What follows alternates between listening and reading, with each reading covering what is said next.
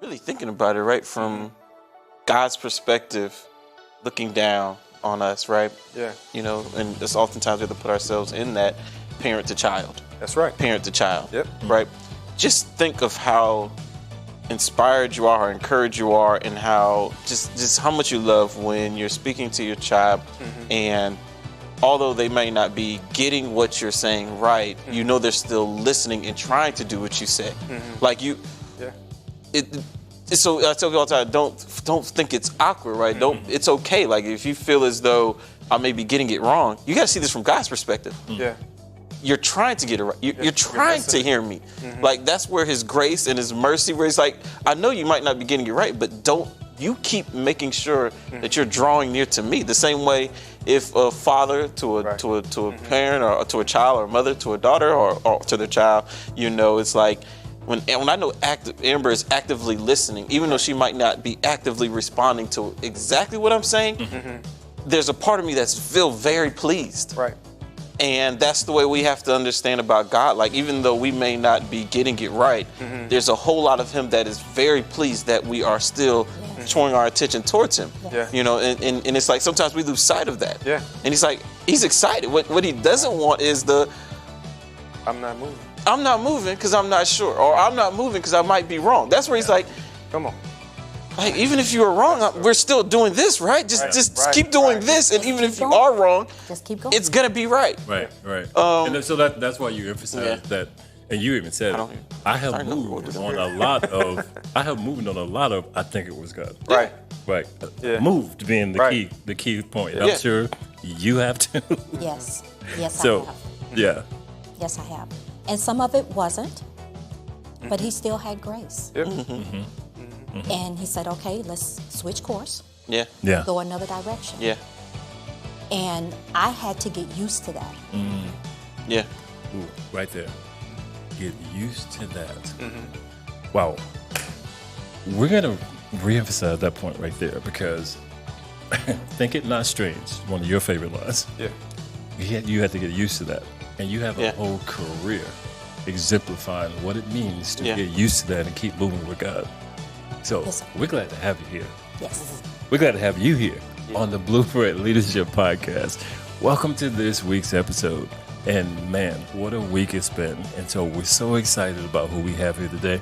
We always have our senior pastor, Pastor Brian Poe, here with us. Yes, sir. Pastor Lamar Mills is always here with us to kick it around. But today, our special guest, Lieutenant Colonel Clementine Duke, retired. Retired. I like saying retired. Although I'm still getting used to it, I like saying retired. We can see that. We can see you light up when you say retired. So, but what a career. I mean, what a place you're in. And that's what we're excited about today. And we're going to continue to discuss how we take the word and grow our leadership and just improve our everyday walking around lives with real people actually walking that out. And your career, man, just so much to talk about there. So, you know, from Pastor's point, you know, there were two messages back to back, or I think it was God, and how we need to get to, I know it was God. So during the course of that career that you've had with deployments and everything else, I'm sure there's some situations where, you thought it was God. But to Pastor Lamar's point, you couldn't just stand still. You had to make some moves on, I think it's God. I shared with the pastor before, when I went into my career, my prayer was, God, please let people see you in me. And the most times that happened was when I was a flight nurse on the plane. And so when I heard from God where I thought it was God, the way that people saw me, I knew it was God. Wow.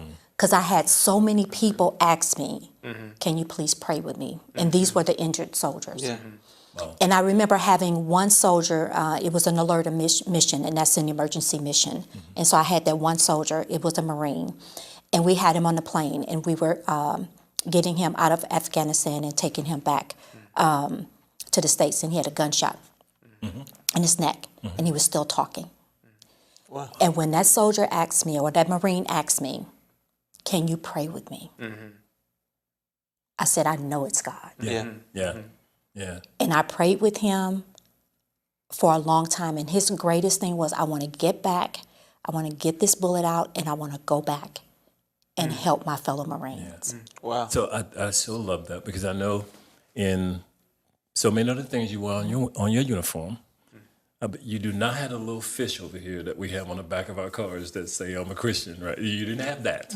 So to the point that you reiterated in so many of your messages, when we're walking in our calling, it's not so much about who we are, but who He is. That's good. And that's what was being displayed there, Yeah. who God was, and it was Yeah. evident.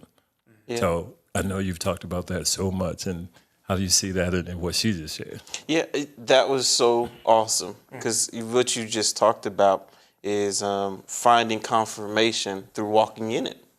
And I think that that's the moment that keeps a lot of people in the I wonder mode, is because they haven't moved yet. That's good. Not knowing that you don't see confirmation until you're in it. You know, you won't see confirmation until you get to that moment and you've had a lot of different days, and this didn't happen on every day, but then you have this one moment in the midst of all the days that defines that I know this was God. Yeah. And He wanted me here. And it's so important, right? Because we all do. We want to be in that I know it was God. Right. You know, it's not that you can't move on a I think it was God, but man, it's so encouraging, so uplifting, the endurance you get, the tenacity you get. When you know it was God, you know, you become, and like I say, you become willing to walk into that fiery furnace, right? You become willing to slay the giant when you know it was God. And I know that God loves to, right, confirm it as we're doing it. Yeah. Yes. You know, And those are moments we talk about, marking your moment, making a moment. Like, that's a moment Yeah. that I think we have to do a better job of. You know, you don't let that slip. You mark the moment that I got confirmation that I moved and God was with me, and I marked that moment, because I could imagine in your years of service, how often would you reflect? You did it just now. How often would you reflect in your career on moments like that confirm, I'm where I'm supposed to be? Pretty often, I start reflecting from the beginning. I'll give you another example. In the beginning of my career, I worked on a pediatric med-surg and oncology floor, and we did oncology on peds and adults. Okay. And we had a 19-year-old that had testicular cancer. And one day he was having a difficult time. I was in there hanging platelets and blood, and the day before I was hanging chemo. And as we know, chemo kills everything, the good stuff and the bad stuff. So I was in there the next day replenishing it all. And he had a difficult time understanding. If he asked me, if there is a God, why did He allow this to happen to me? And I really had to take a moment and step out of the room and pray. Yeah. I just told him, you need a minute. And then I went back in the room with him, because I just had to ask God, I don't know how to answer that. And God said, go back in and I'll give you the words. And I went back in and I asked him, do you mind if I pray with you? And he said, please, because I'm lost. wow. I did. Yeah. And after that, he cried and I held him. And he said he understood. Yeah. And so it's those moments. Wow. Again, I would pray, God, please let the people that I care for see you in me. That was my greatest prayer from the beginning of my career and now today. I just always want that to happen. So when people allowed me to share God with them, I knew those were the times that I was hearing from Him. And I know people say, well, I don't know what my purpose is in life. I knew my purpose was to be a nurse. I knew that. But I knew how He was going to use me, and He continues to use me. And as I say that prayer all the time, God has used me so much during my career. So I can give you countless examples that He's used me, and He continued to use me up until when I left. What prior to the moments that confirmed it while you're working, what made you so confident that nursing was the path that you were to take? Just the way that I like taking care of people. Okay. And He confirmed that's the better, because it just came natural to me. Right. And what better way to do that in nursing? And so a lot of the times when I did nursing, I had 2 jobs, because I had fun doing it. Yeah. And I just made extra Yeah. money doing it. It just really came natural to me. Yeah. And I enjoyed taking care of my patients. I enjoyed taking care of their families because you're never taking care of one person, you're taking care of the family as well. Yeah. And it takes a skill to do that, but it came natural to me. Yeah. And where for some nurses it was hard, it wasn't hard for me. Yeah. So I know we've talked so much about calling, and Pastor did a great job of differentiating between purpose and calling. But I know from your story, you actually decided to go into the military at a time, let's say a later time than what's normal. Yes. Based on that calling, based on what you knew was in you to help people, did that play a part in your decision to go into the military at that point in your life? Yes, it did, because I always wanted to do it. But at the time that I wanted to do it right out of high school, God said, it's not time. It's not time. So when the time that it was after a divorce. Okay. And I said I wanted to do something for me. And I had just graduated nursing school, passed my boards, and God said, it's time. So before you leave that point, that desire was there early on. In high school. You just heard God say it wasn't time. And then when the time came, it's still down that same path. It's still there. It was just you had to be obedient to God's timing. Yes. And I love that because, so many times we want to predetermine, like as you taught, we want to see the calling through our filter. What it is, the timing of it, how long it should take, all those kind of things. Yeah. How long And was you it wound up. It was between high school and you going that route? probably about almost 20 years. Wow. Yeah. You got some what is that called? I'll wait, some patience. Exactly. That's But Exactly. I think about how he would best use me, though. If I would have went in right out of high school, I would have went in enlisted. That's a total different path than coming in as an officer. I came in as a nurse. Remember my purpose. I came in as a nurse. I already came in with my degree. Yeah. Right. He was able to use me the way that he wanted to use me. Right. Right. Right. But only because of that patience and that discipline. And Deacon Wood just brought up a really, really awesome point. And, we kind of, like I said, we kind of went down the path. It's not the primary focus. We didn't spend a lot of time talking about purpose and call. And, but if I were to say it kind of like just in an elementary way, you can discover your purpose. But a calling is what you respond to. You can discover through life events, life journeys. You can all types of stuff and discover who you are and all type of stuff. But when God calls on you, it's based upon what He knows is inside of you. Right. Yes. That's good. Right. And that's where that time piece comes into play, where it's like, no, he's calling on you because He needs you. And now you may not know how to do anything He just said, but He's not calling based upon what you discovered about yourself. He's calling based upon what He's made you to be. And that's where it's like you're gonna have to trust and just respond. Yeah. Calling, calling is response based. Purpose is you'll. Man, and I just want it for people to have like a solid, a solid foundation so they can make dividing lines and, and say, because also the primary goal of the message was to say, like, when you do hear God call you, there is some urgency. He's not asking you to take that same path, right? Sometimes like when you have your purpose and you might, Right. My goodness, you can't say God called me to be a nurse and then don't go to train to be a nurse, right? But you explained while you were a nurse that you could have moments where you knew God was calling you to be the nurse that He called you to be, where you're praying for people. Like you could hear the call within the purpose. Yes, sir. And oftentimes, and that's the goal, right? You're just knowing in this season that God is needing us, and God is needing us now more than ever. Yes. And so He's calling on us. Yes. And if we don't understand, He's not calling based upon how you may have even been developing the path of your life in the last 20 years. He's not ignoring that. I used the example of the table, just to, like a dinner table, just to make it as soft. He's not ignoring that you did all these things, and he understands you brought it to the dinner, but he's gonna put on the table what's necessary right now. And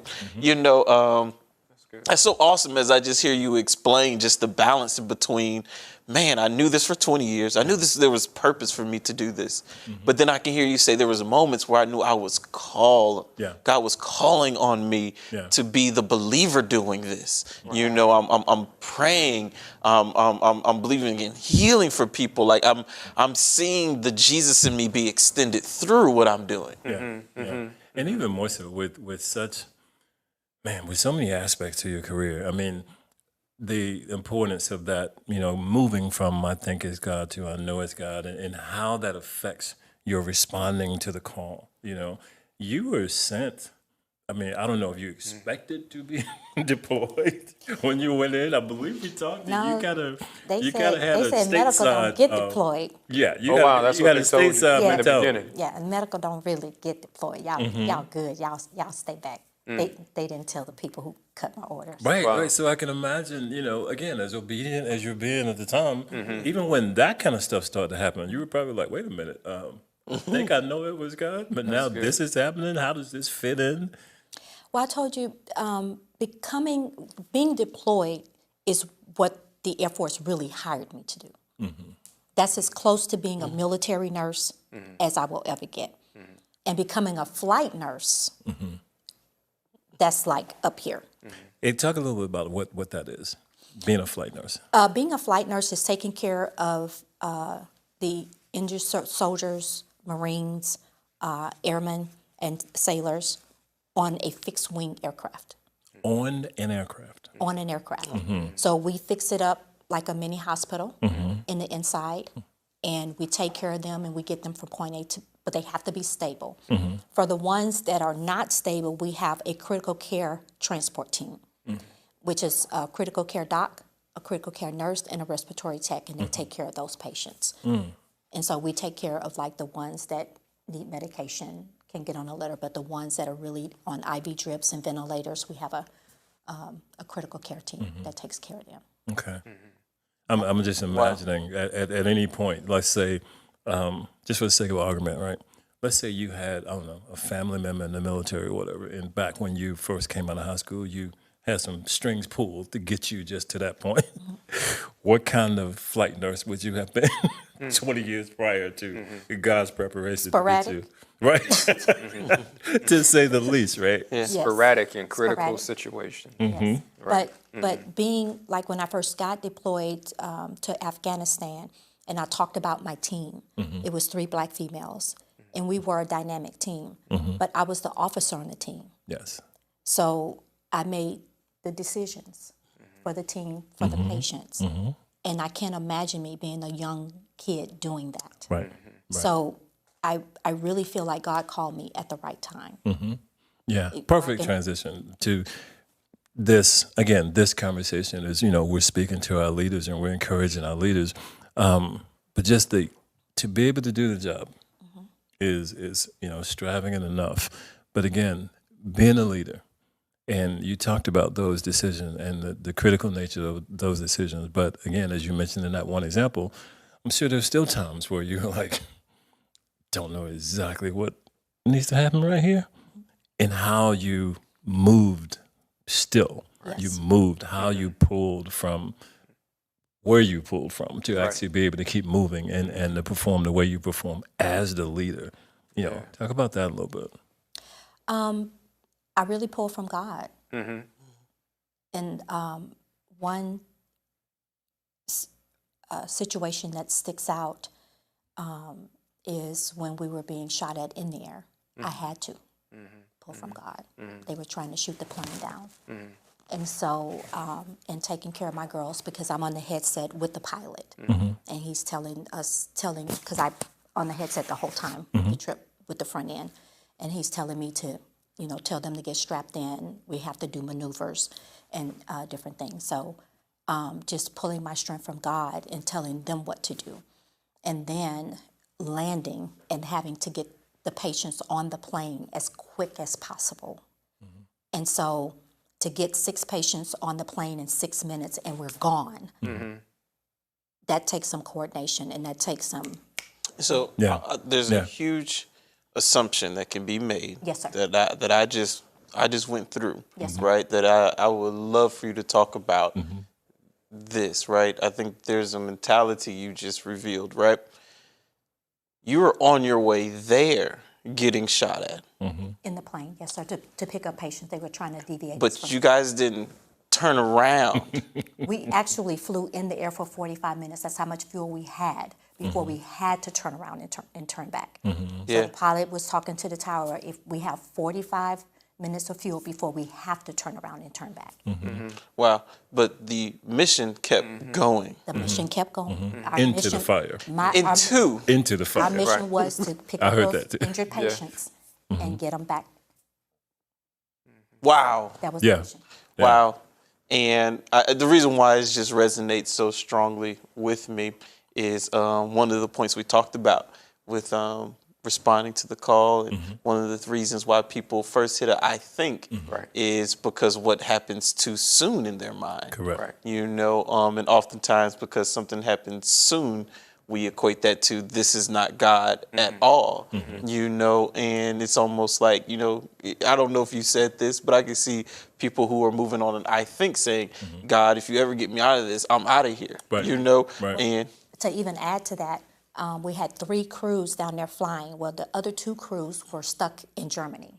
So my crew, me and my 2 girls, we were the only ones there. So we had to get up the next day and get back in the air to go get people. Wow. And but there wasn't a thought in your mind that y'all are never gonna get me on another one of these planes. I'm not doing this again. Whatever my penalty is, I accept it fully.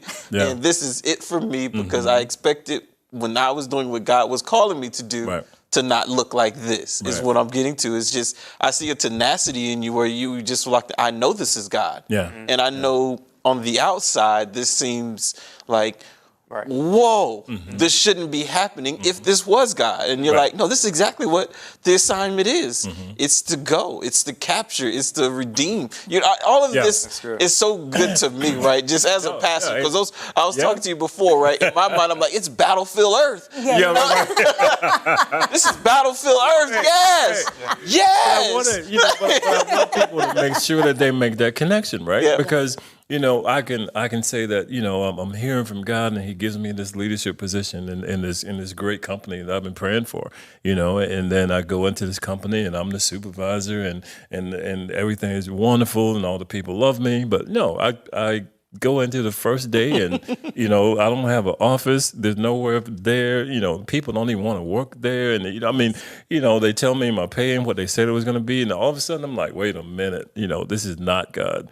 So again, to assume, imagine you say, hey, I'm a flight nurse. I go help people. I go save people. Here I come to save the day. No, they're shooting at you before you even get there.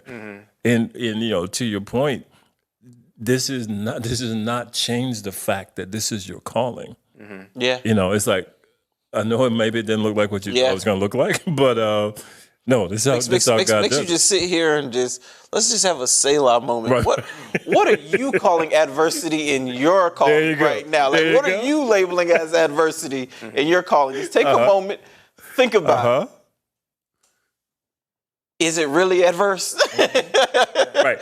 That is adversity in your calling. We had a question a couple of weeks ago because we were talking about, you know, people working in companies, right? And one of the questions was, you know, well, what happens when you know you hear from God and you get that dream job and then the dream job turns into a nightmare? Again, I don't know what you classified as nightmare, but perspective.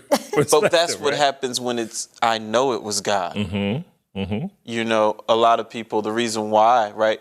Why is it a nightmare? You know, before we get going down the scenario itself, you wouldn't even see it as a nightmare if you were moving on a I know and not an I think. Correct. And that's the point of the message, right? Like, you wouldn't have even called it a nightmare if you were living in an I know. No. Right. Yes, sir. The only reason it's a nightmare is because you're living in an I think.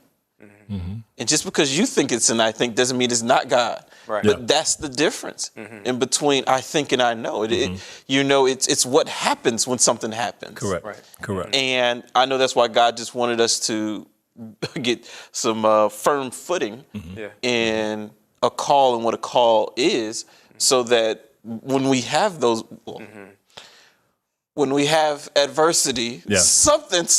Right. I was going to say have those, not quite those moments, Not right? those moments. Not those moments. No. Yes, sir. Not those moments. But when we have moments, you go where I'm going, Dickie Will. You finish it up. You finish it up, right? Keep it rolling. When we have moments, unpleasant ones, Unpleasant. not nowhere near comparable. Right. Unpleasant moments. You're not starting to question everything that God is doing. Right. And even to continue the call, right? Yeah. Because again, the more of those moments we have, that's where that confidence comes from. That's where the next time a moment pops up, you're not running thinking you missed the boat again. Because I also know that you first were told that you would not deploy, and that you deployed multiple times. So can you flash back and reflect on, even from the first moments of your career where things didn't look like you thought they were, and how God built you on that to, as you went along in your career, to just be able to keep moving, keep pushing forward? I had to understand the real reason that he allowed me to do this career. Because he allowed this. Early on, I wanted to do it, not now. Now is the time. Right. So I had to continue to trust in him. If he allowed me to do this, then everything that came with it, because my plan was, remember, he and I had a deal, 20 years. Wait, I don't think we mentioned that. I don't think we mentioned that. I'll give you 20 years. So my goal was to do 20 years, and I'm gone. Okay. Now, somewhere along the way, I lost my way and started saying, I'm going to do 24, I'm going to do 26. Well, my last assignment, God was like, 20. We talked about 20 in the beginning. But I knew he allowed me to do this, and our plan was 20 years. Wow. So no matter what, I'm doing 20 years. Yeah. This came with it. Wow. Okay, so before you leave there, though, because I think, we talk about, I know it's God, and sticking to it, when obstacles come your way. You just got a promotion not long ago. That was 2 years? Yes, sir. Which would be very enticing for you to continue Yeah, your career path, everybody right? was saying, you stay, you're going to make full bird colonel. You're destined to make full bird colonel. Which is another, what maybe? Just assuming. It's another rank. Okay, but like time-wise? If I would make that rank, I would owe them 3 more years. Okay, you will owe 3 more years just for getting that rank. Okay, Just for getting that rank, but I still wasn't eligible for another 3 years. Right, so then we're in 26 6 years, Yes, 27 years, we're Almost up 30 there. years, so, Right. But And I raised that point because, again, we're not saying people have to be shooting at you for it not to look like what God said, but you made the commitment. But then things start to change, and you often say, sometimes it's a up, Right. that is kind of like, oh, that must be God. I got a promotion, so that must be God. I know I said 20 years, but he gave me that promotion, so it must be 26 now, right? But no, that's not what God confirmed with you. and I could have stayed at this rank for 10 years. Even if I wouldn't have made the next rank, I could have stayed at this rank for 10 years. Right, right. What I want to know is, what did you know? What was your experience with God prior to these things happening? So even graduating from high school, what experience did you have with God that gave you the? I was always raised in the church. Okay. So my mom made sure I went to church, and I remember the bus coming and picking me up on Sunday, going to the church. I remember being baptized in the church. I remember singing in a choir in the church. You're not going to get me back in the choir. You know what? Good. It's like, she can sing. So I just remember being raised in the church, and I just had that connection. On into adulthood is when it started becoming real for me. It switched from my mom made me go to I wanted to go. This is during that 20 years. Yes. The reason I'm asking this is because I believe that we cast over our experiences what we know about God. Yes. And a person who goes into adversity thinking that God is a tiptoe through the tulip God will turn back at enemy fire. But a person who goes in knowing that God is I will protect you, I send my servants through the fiery furnace, slaying giants, closing the mouth of lion God, then we look adversity in the face and we're like, my God will take care of me. Into adulthood, I met adversity, and every time God was there. Yeah. Within that 20 years, every time God was there. I lose a job, I asked God for one job, He gave me two. I never missed a beat. So I know, I knew by that time, I already knew God. That's good. And one of the things that I know came out in our family conference is we were talking about networks. I think as Pastor Benjamin referred to it as networks or community or support systems. And I don't believe your support system was traditional, although coming up through your career, you've pointed out people who were just invaluable Yes. to your career. Yes. Can you talk about that a little bit? Because when you, I mean, I can imagine you have a picture in your mind. Just if nobody was sitting here and I said, Lieutenant Colonel Duke is going to be our guest. You know, there's a picture. There's a stereotypical picture, unfortunately, of how we see things. Yes, sir. And you probably don't fit that picture. No, I don't. So from that non-traditional, let's say, growth pattern, and who was that support for you through this illustrious The career? support from the beginning was my best friend. Really? Was my best friend Yvonne. She's been there for over 30 years. So she was there at the beginning, and like I said, she was there at the end. Wow. She's always pushed me. So this is well before you actually enlisted. She pushed me, it's time to go to college. It's time to stop messing around. And so I did it. She pushed me, and my officiator told me, and I meant to say this in my speech, she was my boss at the time, and she's been a big support system too. You're not doing anything. It's been 10 years since you're out of school. I need you to register for school. Okay. Pick a subject. Right. Get it done. If I'm going to tell you yes, I'm going to do it. I'm going to do it. Well, that Monday rolled around. I had looked at the school, but that Monday rolled around. I was like, oh Lord, I gotta have a class before I go upstairs because we're gonna have a meeting, and she's gonna ask me that I have a class. I sat downstairs, enrolled for not one class but two classes. That's how I started my master's. Two classes. When we went upstairs and we had our meeting, she said, "You enrolled for class?" I said, "Yes, ma'am. Here are the two classes." Well, I was not going into her office and tell her, well, Right. because class started. No. I told her I was going to enroll for class, and I did it in my master's. That's good. And I started in January. I was done like in 17 months. wow. Because I doubled up when I was deployed again.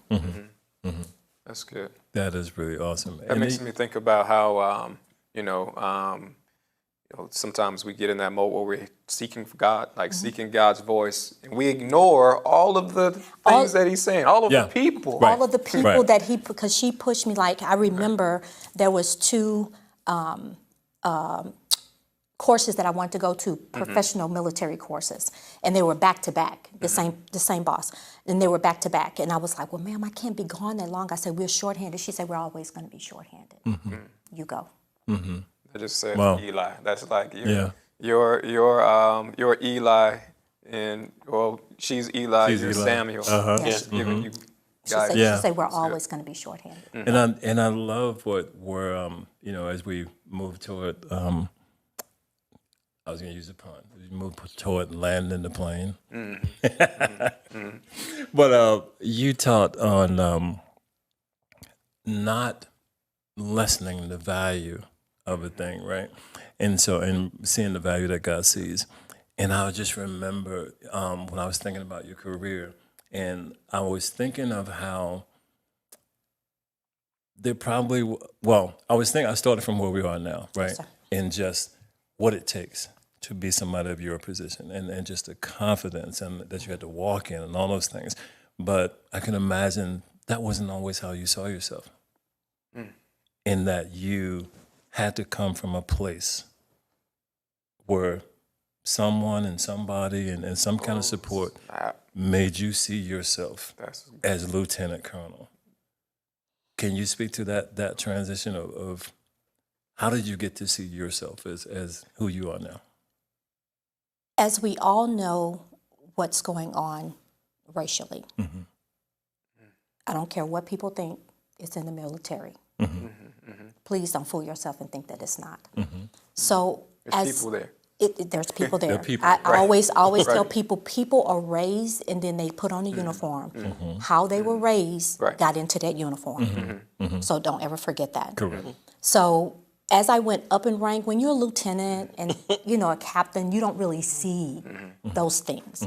But as you go up in rank, so when I made major, I started seeing it. But when I made lieutenant colonel, so I had to really put on the suit of armor of me and God and really step into that I'm Lieutenant Colonel Duke, and that's how you will address me. Yeah. See, this is the thing. I think that what happens in our lives is that God doesn't show us. God shows us Him. And the confidence we get throughout our walk is because I've seen God with me. Yes. And I felt that time, those 2 years, I felt more confident in my career. I spoke differently in meetings. I presented myself differently.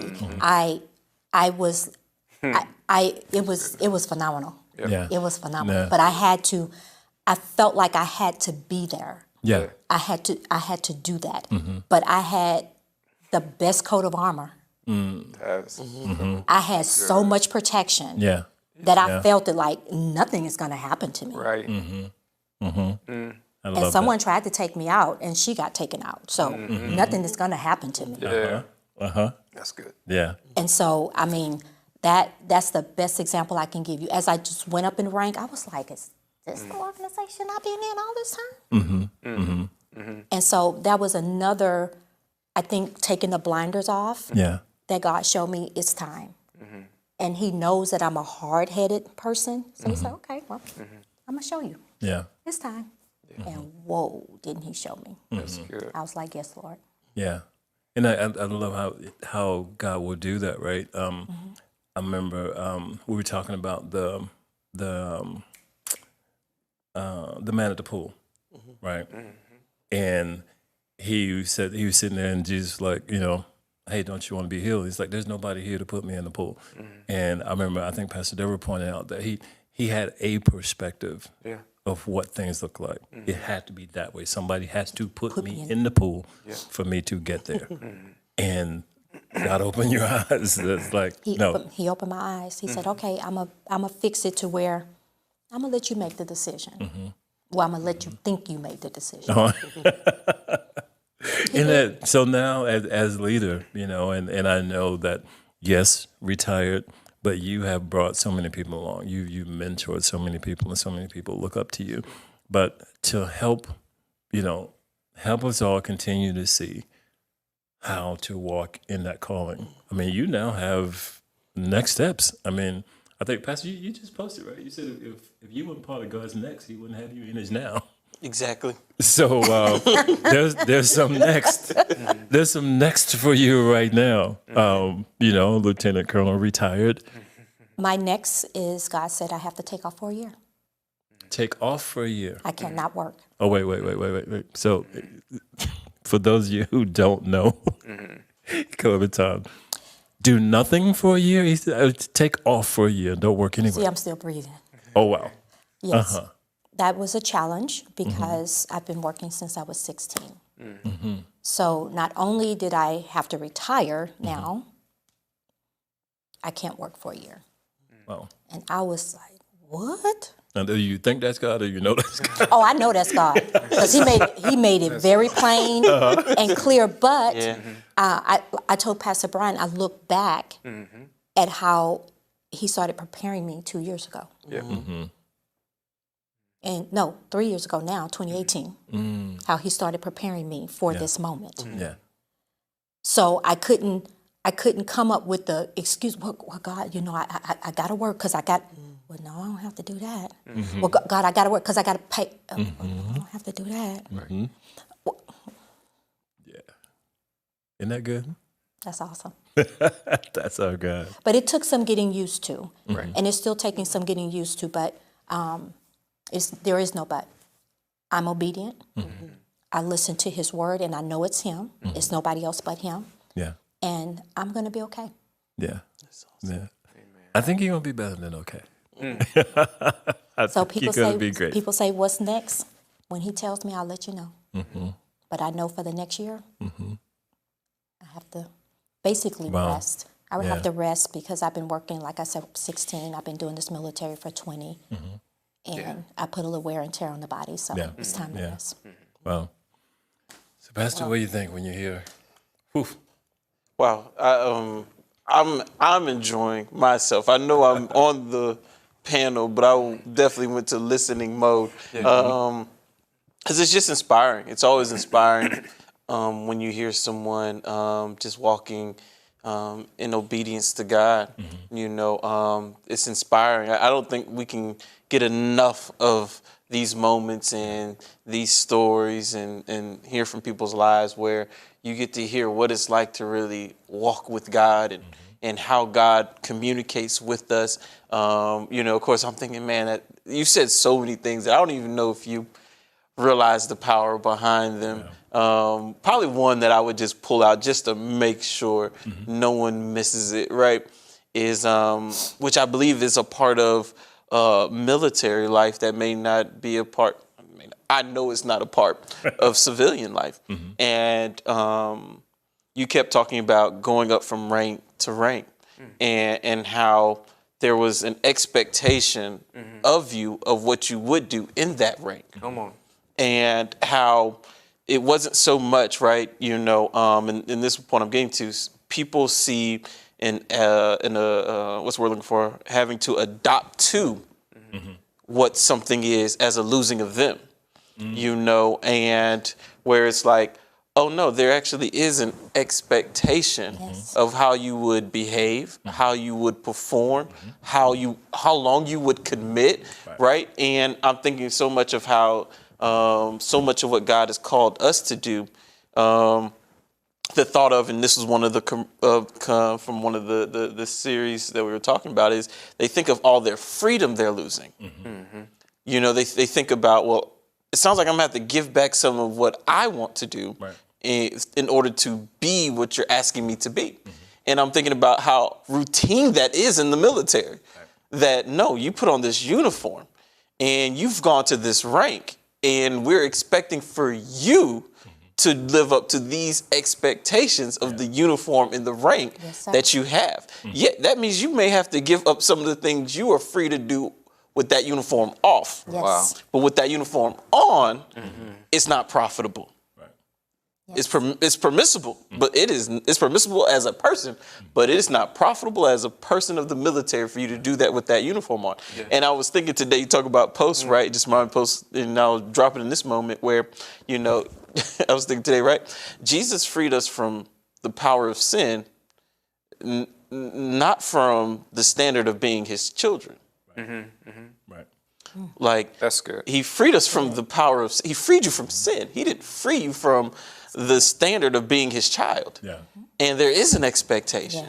And there is, and I'll kind of say this, there are responsibilities and accountability.